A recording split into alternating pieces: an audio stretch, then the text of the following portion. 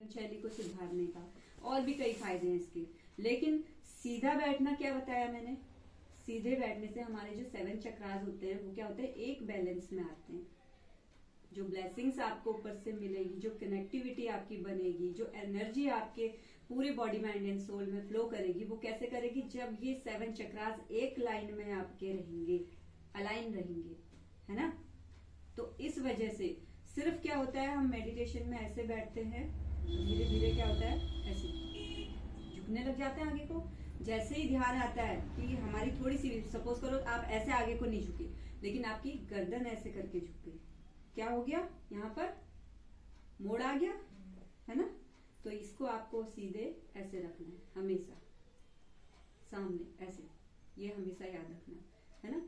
और क्या होता है कि जैसे मैंने आपको बताया, ईश्वर हर जगह, हर कण में, हर चीज में, हमारे अंदर भी है, हमारे बाहर भी है। लेकिन उसकी ब्लेसिंग्स ऐसा नहीं है कि हम मेडिटेशन ही करेंगे तभी मिलेगी, ऑल टाइम, है ना। हर क्षण, हर समय जब हम हमारी सांसों में है, इसका मतलब हर समय है। इसका मतलब क्या, कोशिश करो कि हर समय हम क्या करें, सीधा सीधा रहें। कोशिश करो कि हर समय हम क्या करें, अपने सांसों से जुड़े। आप सपोज करो कुछ और काम कर रहे हो, घर में आटा गूंद रहे हो, रोटी बना रहे हो, या फिर बच्चों को पढ़ा रहे हो, या फिर कुछ और काम कर रहे हो। ऐसा भी नहीं है कि भाई काम आप कुछ ऐसा कर रहे हो जो झुक के करना है। अब जब आप सांसों पर ध्यान दे रहे हो तो उसमें तुम ये सोचो कि उसमें तो सीधा ही बैठना था, सीधा ही था, तो कैसे, ऐसा भी नहीं। इतना बारीकी से भी सोचने की कोई जरूरत नहीं है। जिस वक्त, क्योंकि घर के काम जरूरी है, हमें कुछ और काम करने जरूरी है, उस वक्त क्या है, इधर उधर की कोई भी बातें, हमेशा अपने मन को चेक करो कि कोई फालतू बात तो नहीं आ रही, कोई फालतू चीजों में तो मैं अपने दिमाग को नहीं लगा रही। हमेशा जैसे ही ऐसा कुछ लगता है कि फालतू चीजें, तो वहां पर क्या करो, डिस्कनेक्ट, उन चीजों से अपने आप को डिस्कनेक्ट करो, ठीक है। और क्या करो, अपने अंदर की सांस। अब देखो, अगर हम किसी चीज के बारे में सोच रहे हैं और हम उससे क्या भाग रहे हैं, भागना का मतलब क्या है, हम चाह रहे हैं कि ये गलत चीजें, हम समझते हैं गलत चीजें नहीं सोचनी चाहिए, लेकिन फिर भी अब हम जितना उससे बचने की कोशिश करेंगे, मन क्या करेगा, बार बार उसी तरफ भागेगा। फिर हमने सोचना छोड़ा, फिर वो क्या करेगा, उसी तरफ भागेगा। लेकिन उसे कंट्रोल करने की चाबी हमारे पास नहीं है। उसे कंट्रोल कैसे करें, हम चाहते हैं कि भाई ये गलत विचार है हमारे मन में ना आए, लेकिन हम उसे कंट्रोल कैसे करें। कंट्रोल करने की चाबी अब मिल गई है आपको, पता है क्या है, मेडिटेशन। मेडिटेशन। लेकिन मेडिटेशन में क्या, मेडिटेशन कई प्रकार के होते हैं। अगर आप किसी को मेडिटेशन बोल दो तो उसके लिए मेडिटेशन के मायने कुछ और हो सकते हैं। जो उसने अपने जीवन में मेडिटेशन जिस तरीके का सीखा होगा वो मायना हो सकता है उसके लिए, है ना। लेकिन मेडिटेशन में क्या, एक्चुअल में क्या, जिस चीज से, जो चाबी सबके लिए एक है, चाहे वो किसी भी धर्म से हो, किसी भी जाति से हो, चाबी सबके लिए, मन को कंट्रोल करने की चाबी सबके लिए एक है। क्या, हमारी ये सांसें हैं। हम किसी भी जाति के हैं, किसी भी धर्म के हैं, किसी भी प्रकार की सभ्यता को, मान्यता को मानने वाले हैं, लेकिन हमारे मन को कंट्रोल करने की चाबी क्या है, ये हमारी ये सांसें हैं। तो जब कभी भी, पहले हमारे पास ये चाबी नहीं थी, अब क्या है, जब कभी भी हमारा मन गलत चीजों की ओर भागे, गलत चीजों को ऑब्जर्व करने की कोशिश करे, और हम क्या, उससे हम जान गए, हमने देख लिया कि गलत विचार आए हैं मन में, अपने मन को टटोल भी लिया, लेकिन अब क्या है, उस पर लगाम लगाना है। लगाम लगाने की चाबी घुमाओ, सांसों को ध्यान दो, जो सांसें अंदर आ रही हैं, जो बाहर जा रही हैं, सिर्फ उसी पर ध्यान दो। विचार देखना कुछ देर के लिए, तुम्हारे, जब तुम्हारा पूरा फोकस तुम्हारी सांसों पर रहेगा, तुम्हें खुद नहीं पता चलेगा कि जो अभी तक मैं सोच रही थी वो विचार कहाँ गया। अभी जब आप मेडिटेशन में बैठे, जिस वक्त भी आपका ध्यान पूरा सांसों पर लगा होगा, क्या उस बीच में कोई विचार आया,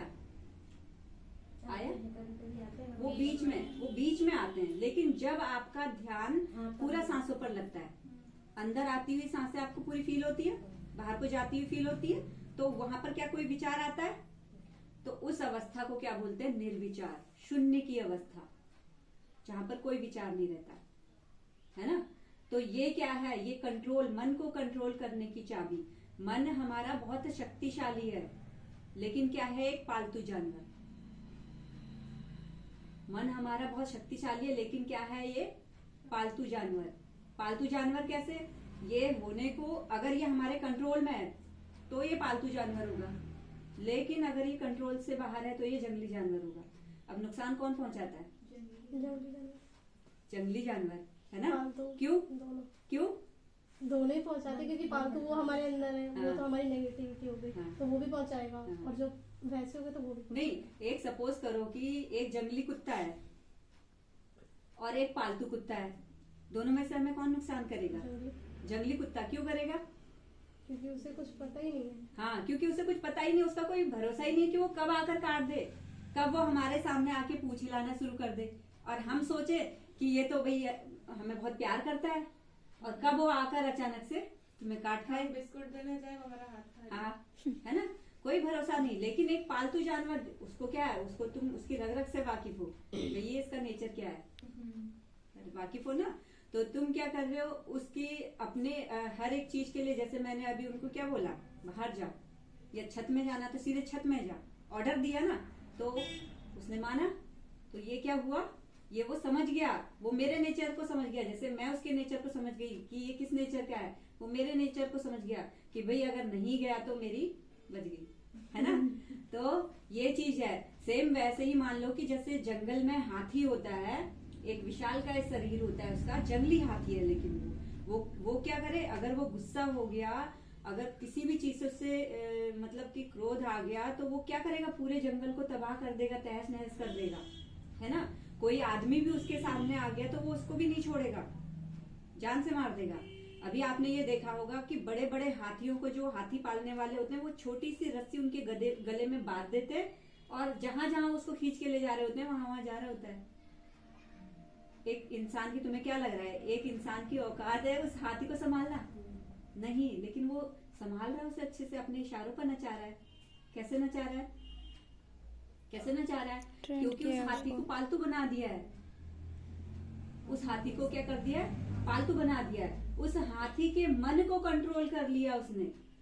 मन को कंट्रोल कैसे कर लिया, कि जब वो छोटा हाथी था तो उसी वक्त उसके गले में क्या कर दिया था, उसने एक रस्सी बांध दी थी। अब वो जब कभी भी उस रस्सी के दायरे से बाहर जाने की कोशिश करता था, अपने आप को खींचता था, तो वो नहीं खींच पाता था, एक बड़े से खूंटे से उसे बांध दिया। उसे क्या लगता था, उसके मन में क्या भाव आते थे, ये खूंटा और ये रस्सी तो मुझसे भी ज्यादा शक्तिशाली है। उसके मन के भाव ये आते थे, और जिस इंसान ने मुझे इस खूंटे और इस रस्सी से बांधा, ये तो और भी ज्यादा शक्तिशाली है, क्योंकि उसके डंडे की मार भी खाई उसने, उसके मन मुताबिक काम न करने पर। तो उसके मन में क्या छवि बन गई, ये मुझसे ज्यादा शक्तिशाली है। ठीक, अब वो धीरे धीरे बड़ा तो हो रहा है, उसको खाना पीना मिल रहा है, लेकिन बध के ही मिल रहा है, वहीं पर उसी के दायरे में बध के मिल रहा है।